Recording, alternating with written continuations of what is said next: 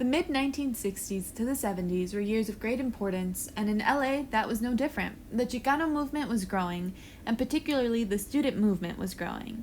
You had students that were sick of the mistreatment they had been receiving, of the shame they were told to feel because they were Mexican, of the assumption that they would never amount to anything, or even the physical punishments that they would receive. High school students were the ones that led the Chicano blowouts of 1968 in LA. This time period was one of learning about what it meant to be Chicano or Mexican American within the United States, and how that related to other movements happening at the same time. It was not just high school students who were involved in this, though. You also had a very strong base of college students who were getting involved and becoming leaders in this movement. Examining a document from this era gives us great insight into how students of this era were thinking not only about themselves and their identity, but how they related to the greater society.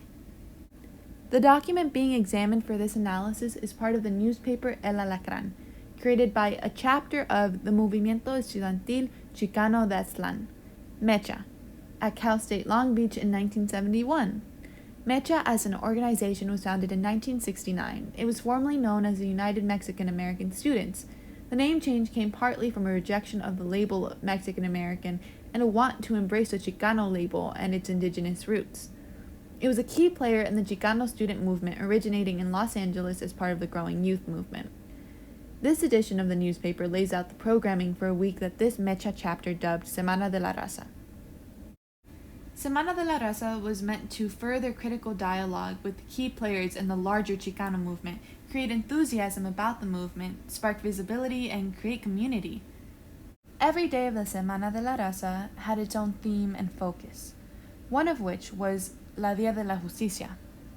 This particular day of La Semana de la Raza was focused on addressing and discussing the injustices of the American legal system. In particular, it paints the American judicial system as at odds with Chicanos in the United States. Near the beginning of the section, the paper recounts several instances of Chicanos being jailed unjustly. The jailings and imprisonments of Los Siete, Reyes Tijerina, Cesar Chavez, Carlos Feliciano, and countless Chicanos now incarcerated indicate a glaring flaw in the structure of the American legal systems. With this, we see that the group has a focus that goes beyond just Los Angeles. It draws examples from all over California with Los Siete and Cesar Chavez, to New Mexico with Reyes Tijerina, as well as New York with Carlos Feliciano. In doing so, they tie together the struggles that each of those named represent, whether it is the farm worker movement, police brutality, or land struggles. MEChA makes clear that these struggles are not one-offs or separate, but deeply tied together and face similar unjust repression. This is also exemplified by the several different leaders that MEChA brings in. Some of those being Gorky Gonzalez, a massive figure in the Chicano student movement, attorneys from different law centers, a Brown Beret representatives, and even the Prime Minister of Information of the Puerto Rican Young Lords. Through all of these different people, you see the massive networks of connections being built and fostered between movements and cultures. The article continues by laying out parts of the program for that day in which we can see the ways that different subsections of the Chicano movement are directly influencing each other. MEChA discussed how they will have both Teatro Aztlán from Cal State San Fernando, as well as a teatro group from the California Rehabilitation Center Norco, performing as part of the program. This use of art and performance in order to create visibility as well as to spark dialogue of the social issues affecting these communities was a tactic used by the campesino movement as well that was incredibly effective. The use of it here shows the ways in which these movements fed each other and supported one another. In addition, there is much importance to the voices they chose to highlight for this Día de la Justicia.